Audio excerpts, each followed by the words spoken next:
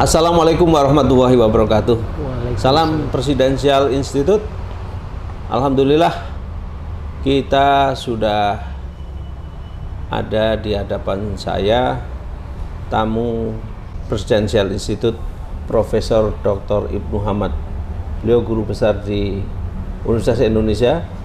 Assalamualaikum Prof. Waalaikumsalam warahmatullahi wabarakatuh. Selamat sejahtera buat kita semua. Amin, amin ya. Mudah-mudahan dengan melalui diskusi, narasi dan mendukung memperbanyak literasi kita dalam rangka mencari dan menguji kualitas para pemimpin masa yang akan datang. Tentu pemimpin yang mempunyai etika, pemimpin yang mempunyai harkat martabat untuk bangsanya. Nah, berbicara tentang etika kepemimpinan, Prof, tentu cakupan dan jangkauannya sangat luas. Kalau dari sisi guru besar, pandangan yang setiap hari berteori tentang etika kepemimpinan sejatinya apa, Prof? Terima kasih Pak Kiai Aminuddin ya dengan Presidensial Institute-nya ini ya. Etika kalau dalam kajian etik itu bukan sekedar perilaku gitu, ya, melainkan cara berpikir kritis berdasarkan pertimbangan moral tertentu untuk mengambil suatu keputusan. Namanya etika. Ya. Jadi misalnya ada sebuah kontroversi di masyarakat, bagaimana kita ngambil keputusannya, ya, supaya memberikan keputusan yang terbaik. Ya. Itu namanya etika yang begitu. Ya. Nah, untuk menghasilkan keputusan yang terbaik, dia memerlukan acuan-acuan teori etika. Ya. Jangankan ketika memimpin sebuah bangsa yang besar, memimpin keluarga, ya, memimpin organisasi yang terkecil pun itu harus ada etikanya. Nah, etika di situ. Ketika kita berjalan saja ada etikanya. Kan? Kalau itu etiket. Ya. Kalau mau membangun jalan, menerabas perkampungan misalnya, ini warganya ini diusir saja, misalnya dibebaskan dengan paksa atau diberi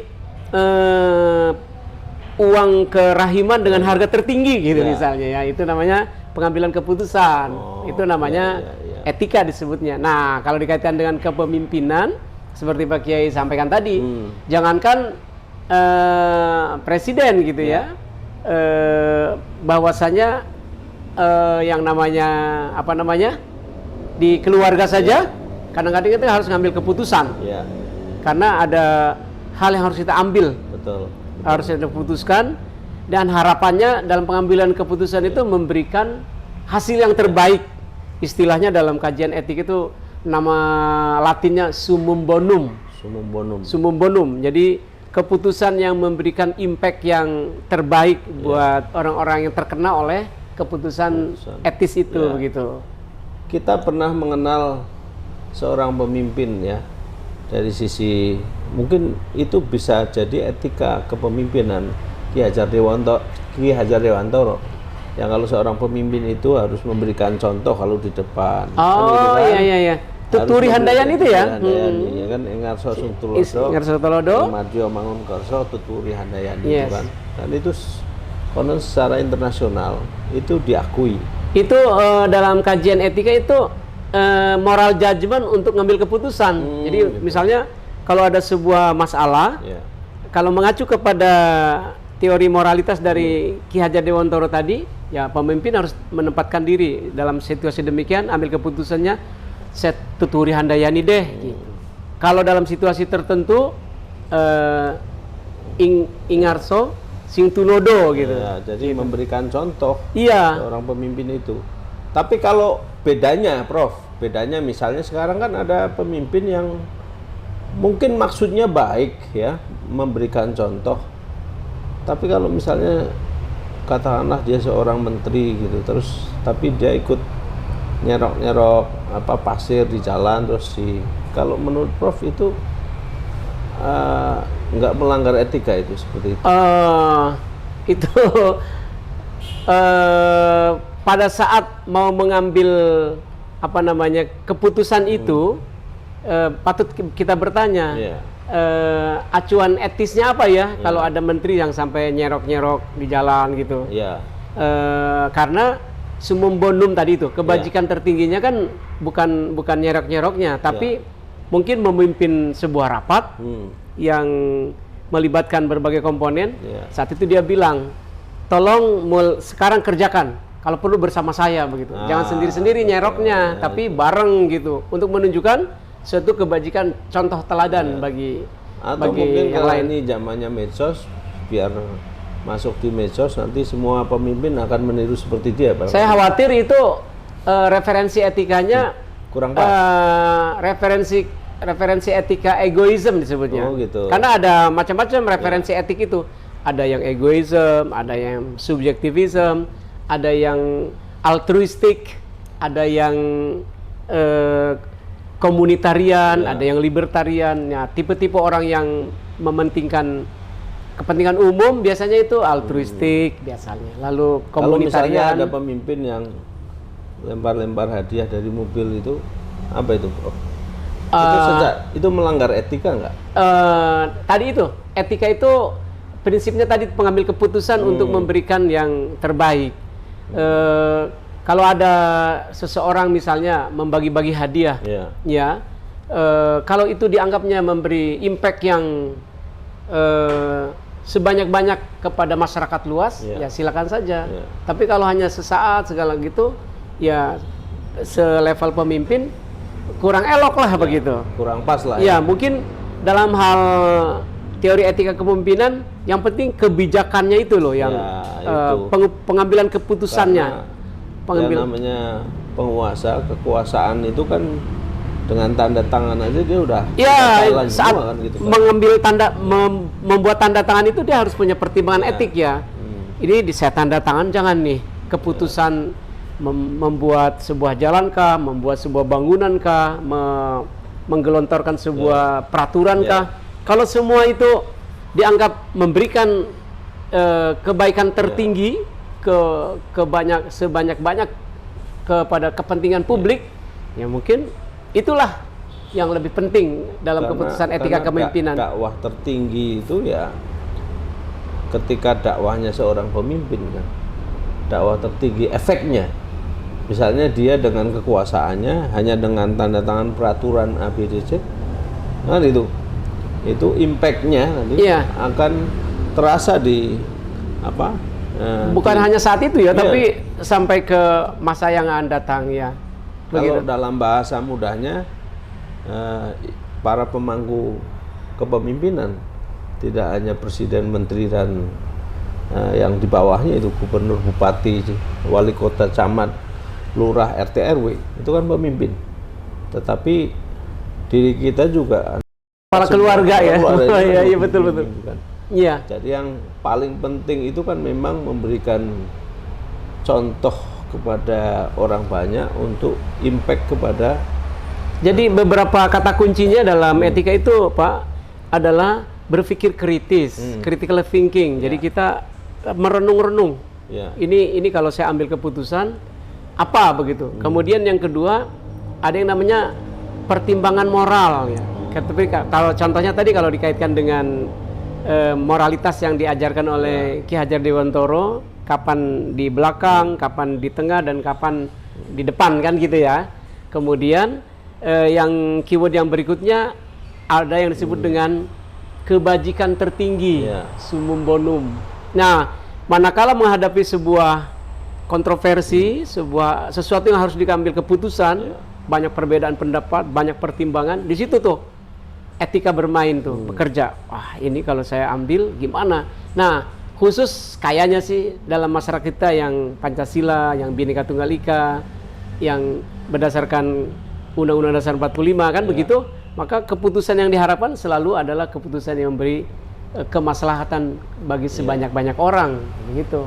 Disitulah yang namanya etika bekerja gitu. Persoalannya ketika kembali terkait dengan kepemimpinan kan ada moral hazard ya istilahnya.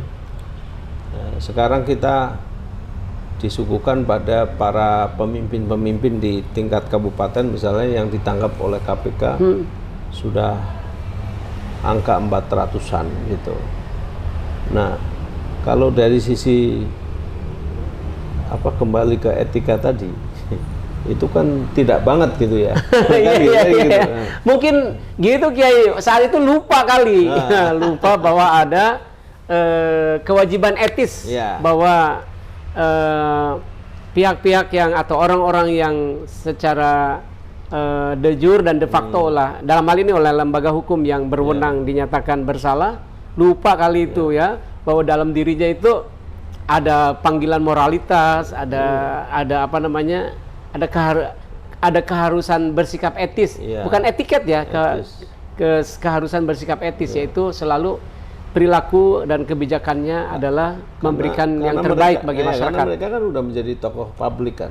Iya. Paling tidak cara mereka berjalan, memakai pakaian, bahkan segala tingkah laku dan gerak-gerik kan pasti diamati oleh sekian banyak masyarakat gitu. Iya. Nah itu kadang-kadang nggak disadari oleh mereka gitu. Kalau itu udah etiket ya, etiket kepemimpinan, ya kan, dimana kepemimpinan itu kan jadi contoh ya. Tapi dalam etika sekali lagi, yang paling penting saat pemimpin seperti kita juga dalam keluarga mengambil keputusan tuh sejatinya dipertimbangkan dengan matang, bahwa keputusan itu dipastikan, diniatkan, diusahakan untuk kebaikan sebesar-besar anggota. Kalau di keluarga berarti anggota keluarga, dalam masyarakat anggota masyarakat, dalam negara berarti kan warga negara begitu. Gitu. Jadi pertanggungjawabannya kan luar biasa sekali kan. Justru Pak Kiai, kalau kita belajar etika itu mengajarkan kita ini apa namanya, harus terampil berpikir gitu ya. Jadi bagaimana nih kalau ada hal-hal yang harus diputuskan, pertimbangannya apa, impactnya apa, harus dianalisis secara holistik kan. Secara holistik. Mestinya punya tim ya. Biasanya pemimpin-pemimpin yang makin tinggi itu punya penasehat biasanya. Harusnya. Rata-rata punya sebetulnya kan, sudah punya. Ini persoalannya kalau penasehatnya ini salah kan dalam.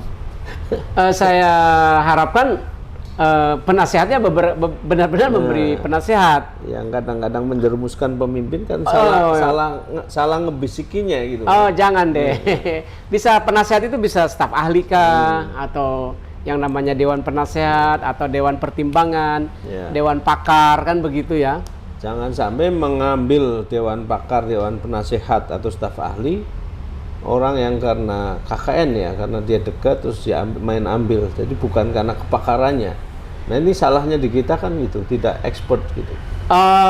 Yang penting komitmen, yang paling penting komitmen antara orang yang ngajak dan diajaknya tuh clear gitu, bahwa ini hubungan kerja. Jadi kalau saya memberi nasihat bukan semata-mata kawan, tapi ini sebuah prinsip kerja begitu ya. Kita terlalu banyak pakewuh. Karena mencari penasehat yang tidak dikenal pun mungkin susah ya. Betul. Begitu, kecuali di apa namanya open bidding gitu misalnya kan, jarang kan ya. Tapi yang penting misalnya karena kultur masyarakat kita seperti ini, nggak apa-apa misalnya orang dekat jadi penasehat. Tapi komitmen, Pak, sekarang saya jadi penasehat Bapak ya. Karena saya penasehat, maka saya akan bicara apa adanya, Bapak jangan tersinggung. Misalnya, oh ya nggak apa-apa, nggak harus begitu. Kalau nggak begitu, nggak ada komitmen, nggak enak nanti. Lagi sekarang ini kadang-kadang kita kasih nasihat dilaporin ke polisi gitu. Kalau penasihat yang asli kan ngomongnya berdua nanti Kalau yang nasihatnya dalam bentuk melalui media sosial, ya namanya kan barangkali tersinggung ya. Tapi kalau saya menjadi penasihatnya Pak Ustadz ini, Pak Kiai, kan berdua nanti, Pak, keputusan yang diambil mestinya begini, mengingat secara moralitas begini, impact yang akan terjadi begini, kan berdua saja dulu. Terus Bapak mungkin nanti manggut-manggut gitu. Nanti saya pikirkan. Yang ngambil keputusan tetap Bapak. Iya, betul. Teman yang baik itu tidak menjerumuskan ya. Tidak asal Bapak senang. Iya. Paling enggak bagaimana teman yang baik itu memberikan jalan keluar bagi temennya yang akan terperosok ke jalan yang salah. Iya betul. Karena sejatinya jalan itu kan cuma dua. Karena surga sama neraka kan. Mau ke surga apa ke neraka? Kan gitu kan. Nah kalau punya temen diingatin, diajak ke surga nggak mau, maksud diajak ke surga nggak mau, gitu kan? Tapi yang itu penting juga dari pihak yang diberi nasihat juga harus legowo juga, Pak. Yang memberi nasihat sudah berupaya profesional begitu, tapi yang diberi nasihatnya kurang profesional, artinya cuek, tidak mau dengar, mengabaikan. Ya yang memberi nasihat laba-laba juga, aduh, nggak enak. Soalannya kadang malah tersinggung dikasih nasihat. Nah kayak gitu. Karena itu kalau begitu diangkat jadi penasihat harus kita komitmen sebetulnya, Pak, bahwa saya ini penasihat Bapak, jadi izin kalau sesuatu saat berbeda pendapat, tapi karena berkenaan dengan nasihat ini, tentu sekali lagi kalau menurut Prof, keputusannya dari para pemimpin itu. Prof Hamad ya, dengan melihat konstelasi kepemimpinan Indonesia saat ini yang begitu kompleks sekali ya. Ada skalanya kan mulai dari RT tadi kan, RT, RW, camat, lurah, camat, bupati, wali kota, gubernur, sampai presiden, menteri, presiden. Nah, kayak presiden kan sebenarnya punya penasehat yang namanya Watimpres, gitu kan, dulu ada DPA. Nah itu mestinya kan harus berfungsi di lembaga-lembaga ini. Saya nggak tahu kalau di tingkatan menteri tadi kan staf ahli apa segala macam, gubernur dan sebagainya kan pastinya ada. Nah, silakannya kadang ada pemeo gitu. Kalau misalnya ada ulama atau pendeta atau tokoh agama, ketika mereka datang ke seorang pemimpin, dikira mau apa begitu kan. Padahal kan seorang ulama itu kan fungsinya bagaimana memberikan nasihat tadi, supaya misalnya si pemimpin tidak arogan, tidak semena-mena terhadap yang dipimpinnya dan sebagainya gitu. Itu masuk kategori etika. Iya, karena saya yakin yang namanya penasihat, apalagi sudah levelnya, misalnya katakan posisi presiden gitu ya, tertinggi ya, pemimpin tertinggi lah ya, atau raja gitu misalnya, itu penasihat-penasihatnya yang ini, yang genuine ya, yang genuine, yang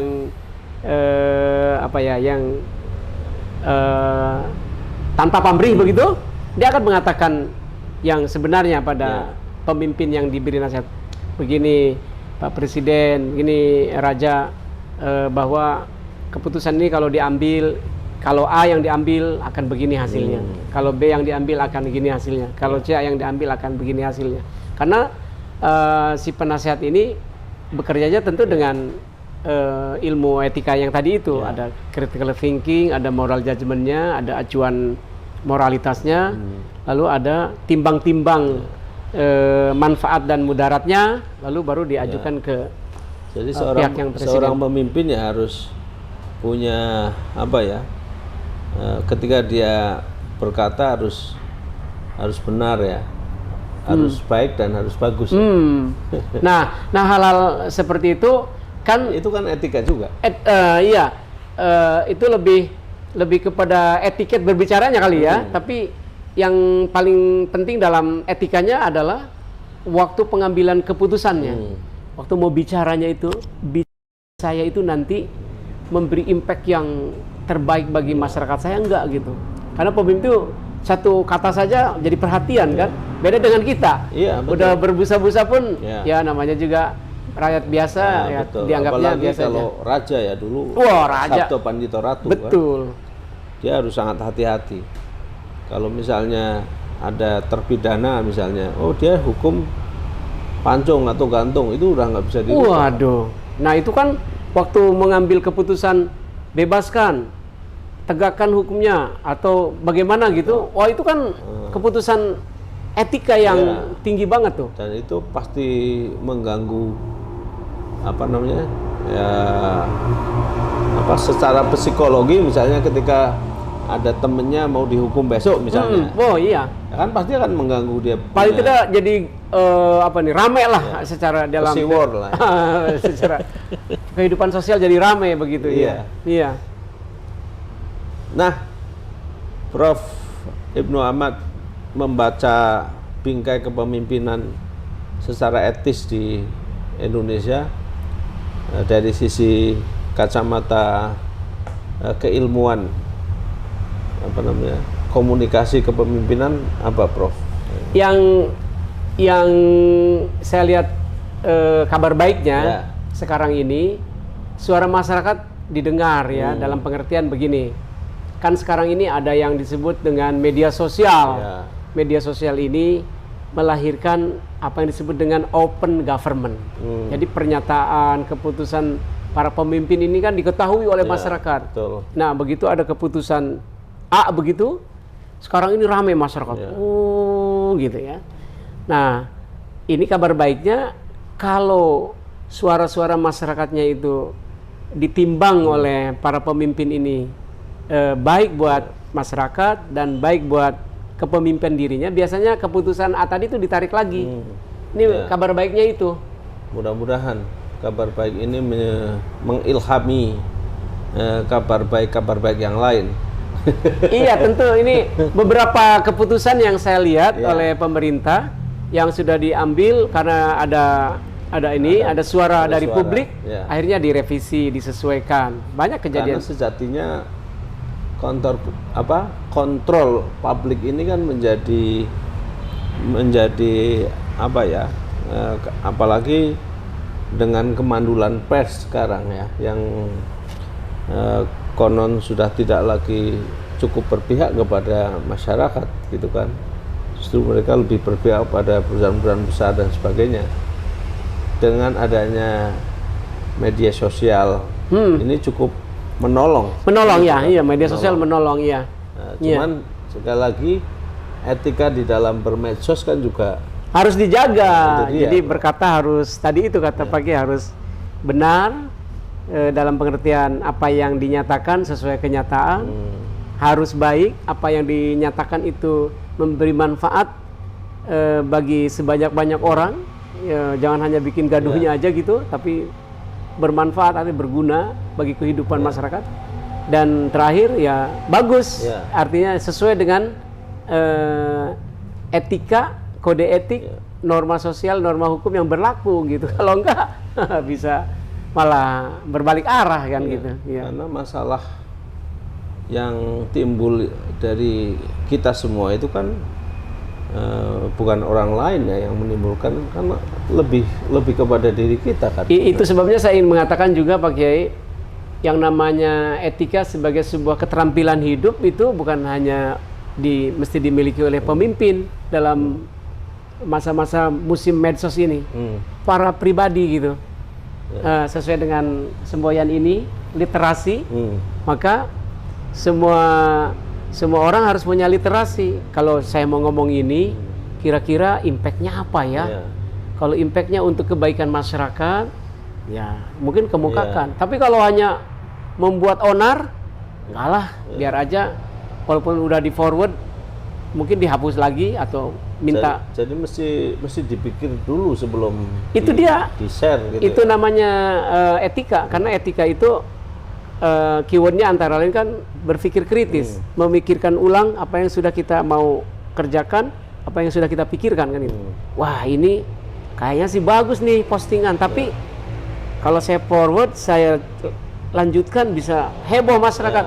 Tahan, biar di saya aja gitu, tidak disebarkan begitu. Itu kan keputusan etis namanya.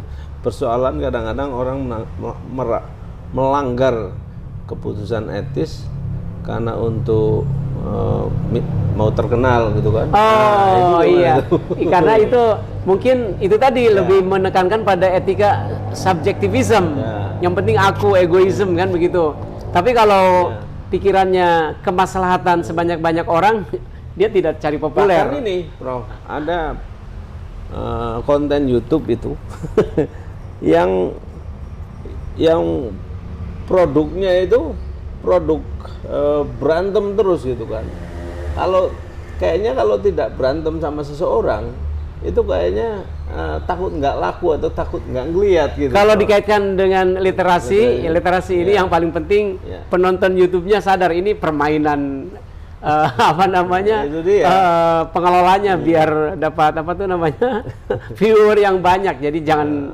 Tapi kalau benar-benar sampai menimbulkan impact kegaduhan kepada masyarakat ya. Nah, etiketnya diperbaikilah begitu. Ini saya kira perlu ada aturan etika. Kan sudah ada undang-undang ini kan, sudah ada undang-undang ITE iya. Yang pasal 28 sekian ayat sekian itu kan sebenarnya kan sudah jelas hukumnya. Cuman terkadang ya itu ketika sudah kita laporkan berkali-kali dia membuat gaduh, kadang-kadang suka tidak ada respon juga dari para pihak ya, pemangku-pemangku yang. Tapi yang kabar baiknya tadi kan dari Prof. Hamad sudah mengatakan bahwa sudah mulai ada ketika ada protes dari sekian juta atau sekian banyak netizen gitu, kemudian sudah mulai ada jalan keluar gitu. Sebagai closing statement, Prof, harapan Prof. Hamad terhadap etika kepemimpinan di Indonesia. Begini Pak Kiai, sebagai closing statement dari saya, kan kita tahu yang namanya pemimpin itu tugasnya mengambil keputusan diantaranya, ya kan? Hampir tiap hari itu mengambil keputusan. Nah, waktu pengambil keputusan itu kita harapkan para pemimpin itu memikirkan apakah keputusannya akan memberikan impact yang seluas-luasnya bagi masyarakat gitu. Kalau iya, ambil keputusan itu. Kalau tidak, pertimbangkan lagi. Dan tadi itu waktu kita diskusi, peran penasihat itu bisa ditanya. Penasihat, kalau saya ambil keputusan ini, kira-kira dampak terbaiknya bagi masyarakat apa? Kalau ini apa? Kalau ini apa? Nanti tolong analisis sama para tim penasihat saya. Berikan pilihan terbaik untuk masyarakat kita gitu. Nah, kalau begitu barangkali itu jadi pemimpin yang menghasilkan keputusan-keputusan yang dibanggakan oleh masyarakat. Mudah-mudahan seperti itu. Kita termasuk saya ingin belajar juga. Oke. Saya kira cukup luar biasa Prof. Ibnu Hamad di dalam menarasikan tentang bagaimana etika kepemimpinan. Kiranya itu para hadirin, mudah-mudahan kita semua akan senantiasa memberikan satu hal yang berkaitan dengan kepemimpinan yang baik, dengan punya etika kepemimpinan yang baik juga. Terima kasih. Mudah-mudahan kita senantiasa dirahmati oleh Allah Subhanahu wa Ta'ala, Tuhan yang Maha Esa. Salam Presidential Institute. Assalamualaikum warahmatullahi wabarakatuh. Waalaikumsalam warahmatullahi wabarakatuh. Terima kasih, Prof. Sama-sama Pak Kiai.